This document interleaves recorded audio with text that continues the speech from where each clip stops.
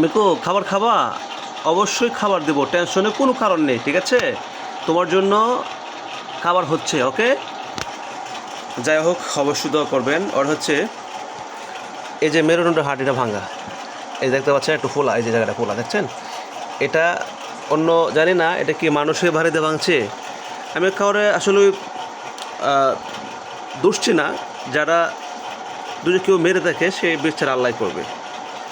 দেখেন এই যে এই পাশে গা হয়েছিল, কারণ ও হাঁটতে পারে না, ওর এখানে প্রস্রাব বাথরুম সব এই জায়গায়, এই যে কাঁচার ভিতরেই কিন্তু রাখা হয়, কিন্তু এখন ওই যে একটু উপরে রাখছি কারণ উপরে সব দেখতে পাই, ঠিক আছে? এই যে কোলে চলে আসবে, ঠিক আছে? এই জন্য হাঁটতে পারে না, এভাবে সারাদিন শুয়ে থাকে, খাবার এই জায়গায় খায়, এবং এই যে প্রস্রাব মানে এখানে, হ্যাঁ, লাগতে লাগতে গা হয়ে গেছিলো। তারপরে প্রায় এক বছর চিকিৎসা করার পরে এটা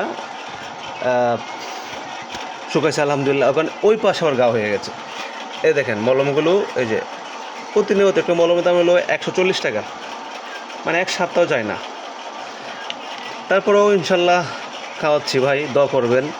কারণ দেখেন ওর দুইবার তিনবার কিন্তু মানে এই দোমা পরিষ্কার করতে হয়, প্রস্রাব পায়খানা সব এই জায়গায়। একটা মানুষের সেবা, যেরকম একটা মানুষ সেবা করতে হয়, মানুষজন প্যারালাইসিস হয়ে গেলে যেরকম সেবা করতে হয়, সেম এরকম সেবা।